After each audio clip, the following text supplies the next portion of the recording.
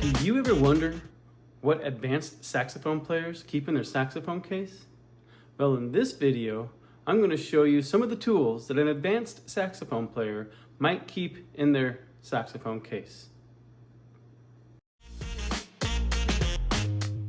There are a number of things that an advanced saxophone player would keep in their case. I consider myself an advanced saxophone player.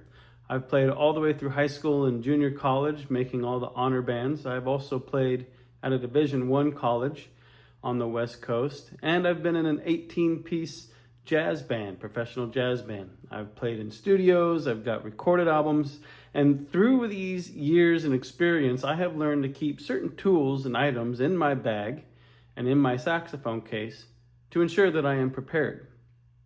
I'd like to share those with you here as we move forward. So of course you're going to have your instrument and your neck, your saxophone neck and your mouthpiece. But what else are you going to have in the case?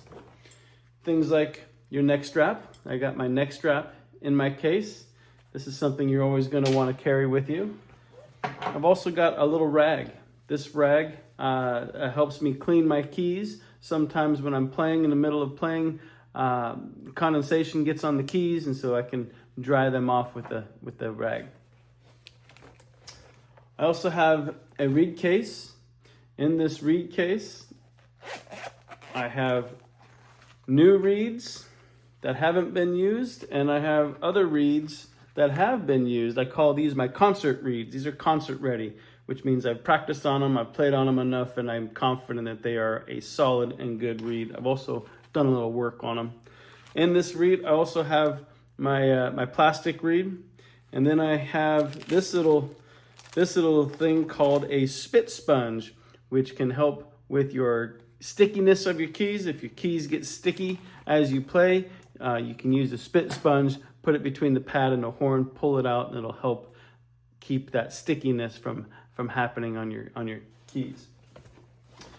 I also have my little cleaning box here. This has my large cleaning rag and my small cleaning rag.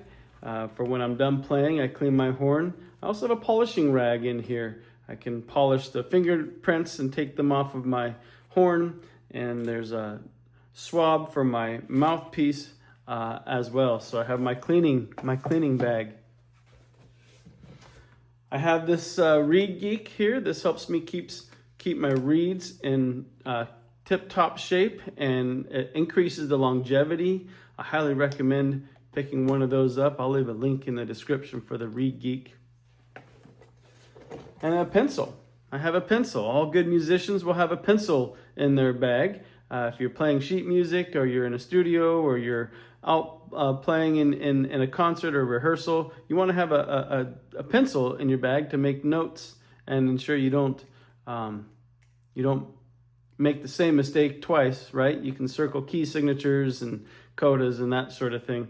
I like to keep a mechanical pencil in my case instead of a regular traditional pencil. I have found in the past that traditional pencils, the lead tip will break because there's so many things in your bag. So a mechanical pencil is good to have in your case.